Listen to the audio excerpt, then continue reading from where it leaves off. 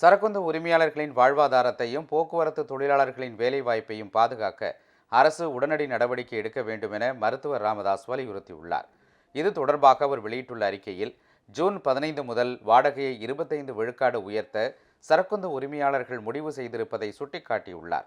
சரக்குந்து வாடகை 25 விழுக்காடு உயர்ந்தால் அதன் தாக்கம் பொதுமக்கள் பயன்படுத்தும் அத்தியாவசிய பொருட்களின் விலையிலும் எதிரொலிக்கும் ஆபத்து உள்ளது என்றும் அவர் குறிப்பிட்டுள்ளார்.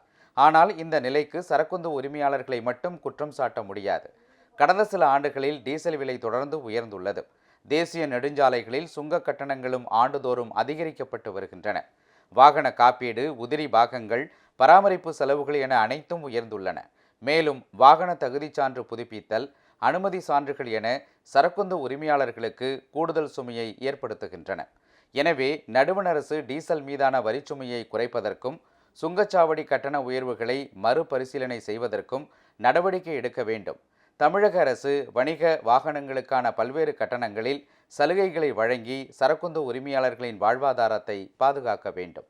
இதன் மூலம் சரக்கு கட்டண உயர்வை கட்டுப்படுத்தி பொதுமக்கள் மீது ஏற்றப்படும் விலைவாசி சுமையையும் குறைக்க முடியும். அதேபோன்று சேலம் தமிழ்நாடு அரசு போக்குவரத்து கழகத்தில் ஒப்பந்த அடிப்படையில் கடந்த 3 ஆண்டுகளாக பணியாற்றி வந்த ஓட்டுநர்கள் மற்றும் நடத்துனர்கள் ஒப்பந்த காலம் முடிவடைந்ததன் காரணமாக பணி நீக்கப்படுவது வருத்தத்திற்குரியது என்றும் மருத்துவர் ராமதாஸ் குறிப்பிட்டுள்ளார். எனவே சரக்குந்து உரிமையாளர்களின் கோரிக்கைகள் மற்றும் சேலம் போக்குவரத்து தொழிலாளர்களின் பிரச்சினைகள் குறித்து தமிழக அரசும் நடுவண் அரசும் உடனடியாக பேச்சுவார்த்தை நடத்தி தொழிலாளர்களின் நலனையும் பொதுமக்களின் நலனையும் ஒருங்கிணைக்கும் நிலையான தீர்வை ஏற்படுத்த வேண்டும் என்று மருத்துவர் ராமதாஸ் வலியுறுத்தியுள்ளார்.